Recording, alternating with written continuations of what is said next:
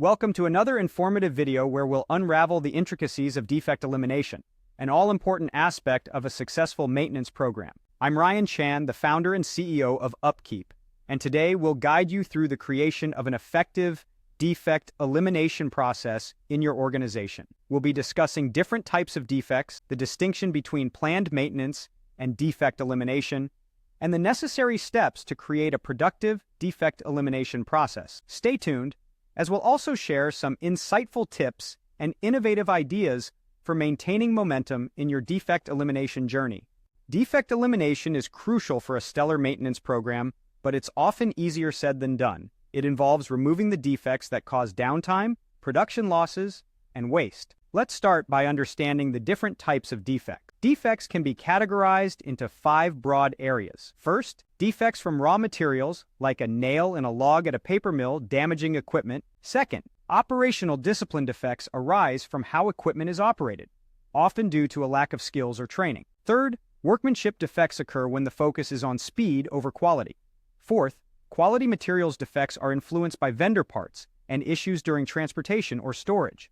Lastly, design defects are present when the design no longer meets current business needs or wasn't created with operability and maintainability in mind. Now, let's differentiate between planned maintenance and defect elimination. Planned maintenance schedules regular inspections and maintenance work.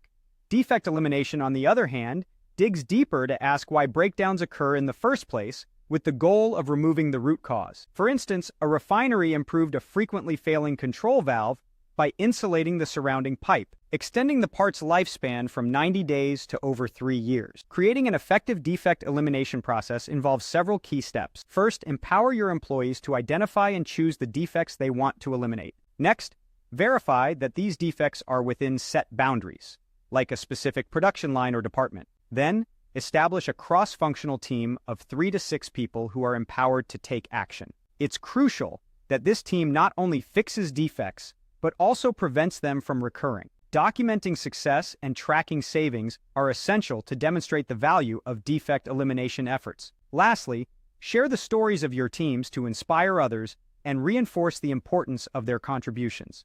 Management can support defect elimination by inspiring employees, setting clear boundaries, and providing the necessary support to launch teams and track progress. An interesting tool used in this process is the defect elimination game, an interactive simulation that helps teams understand how to integrate best practices in defect elimination effectively.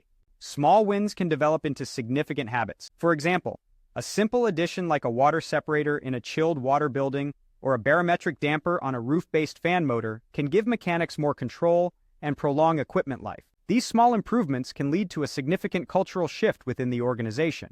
Organizations that adopt a don't just fix it, improve it mentality often see substantial improvements. By allowing mechanics to submit work orders or suggest improvements, they become more engaged and less likely to cause equipment breakages. Creating an elite underground team like the Shadow Network can add a fun and effective twist to your defect elimination efforts. This exclusive group operates under the radar to implement changes and spread success stories throughout the organization. In conclusion, once the momentum for defect elimination builds, it's hard to stop. Continually reinforcing success and providing positive feedback are key to maintaining this momentum and spreading a culture of continuous improvement across the organization. Remember, it's not just about fixing equipment. It's about focusing on the people who operate and maintain that equipment. By caring for and empowering these individuals, you create a work environment where defect elimination is not just a process, but a part of the organizational culture. And that's a wrap.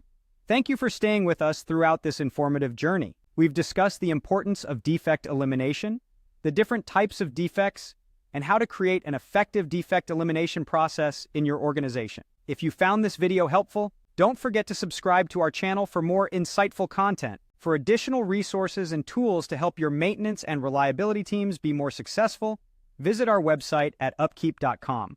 Remember, continuous improvement starts with you. See you in our next video.